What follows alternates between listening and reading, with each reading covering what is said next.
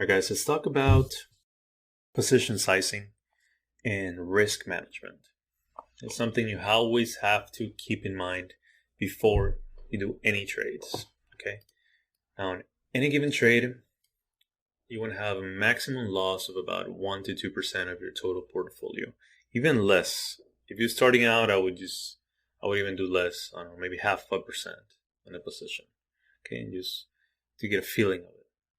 Sometimes some people risk a little more. It really depends how confident you feel in your position. All right, but you want to have this numbers in your mind. Okay, this is not set in stone, but still you want to play this game for the long run. So you don't want to risk too much in any given trade. Okay, and the risk reward is going to have to be at least 1 to 2 on trade. So for every dollar you might lose, you have a chance of profiting $2. Okay. Anything over 1 to 2 is amazing. 1 to 3, 1 to 5, it's ideal.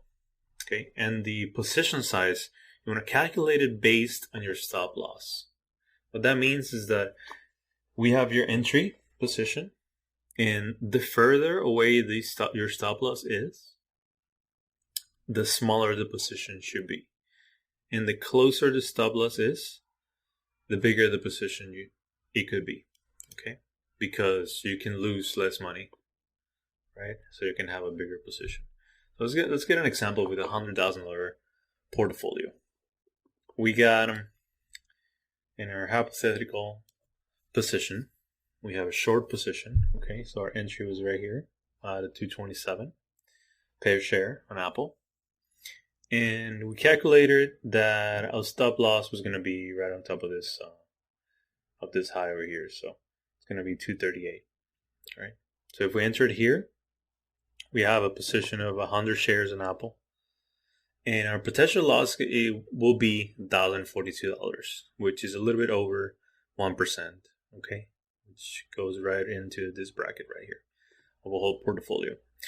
But our upside, if our short goes into our target, that we have already set, we would have made $35 per share, okay, which gives us about $3,500 in profit.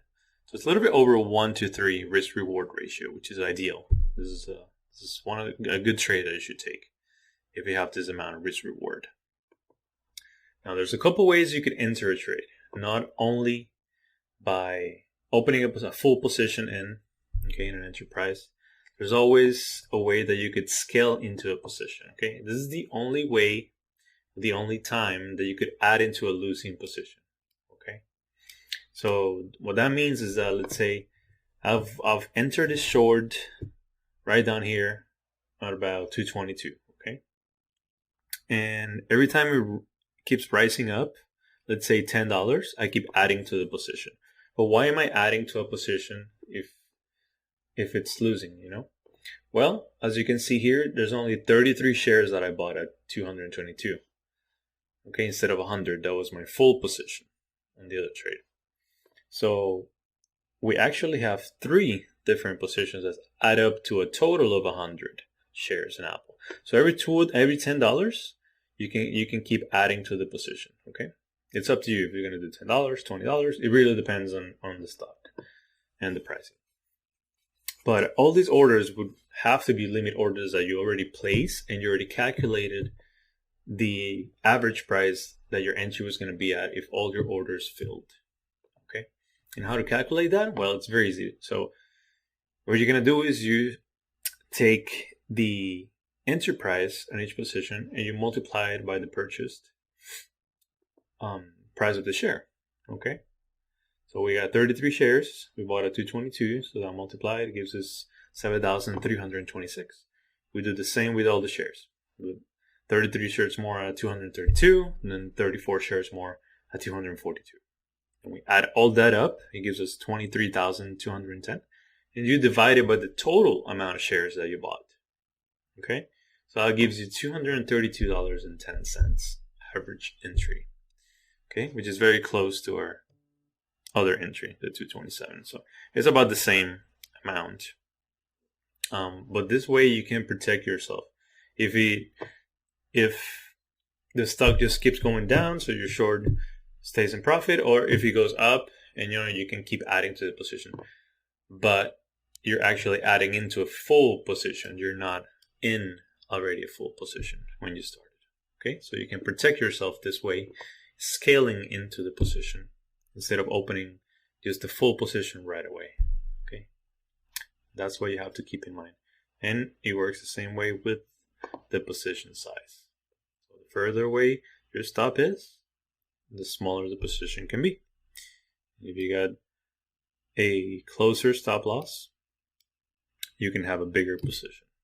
Okay, so you always have to calculate that and be ready in case the stop loss hits. It's just part of the trading journey. It happens. You're just gonna hit your stop loss. You're gonna be okay with it because you already have your risk reward ratio, and you know how much you are prepared to lose on any given trade.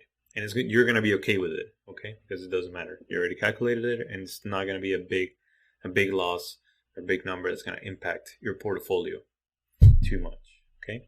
Remember, you want to do this for the long run. You don't want to have a one big shot that you're gonna become a millionaire with one position. It's very rarely happens. So I wouldn't recommend you have that mentality.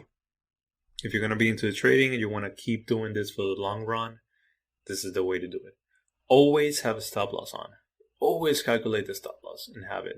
I mean, if you're gonna calculate the stop loss, that's how you calculate your position sizing. So you already must have that in place. You don't really have it mentally. You have to have it in place because you never know when the market is gonna hit that, and you're just gonna lose more money than you need to.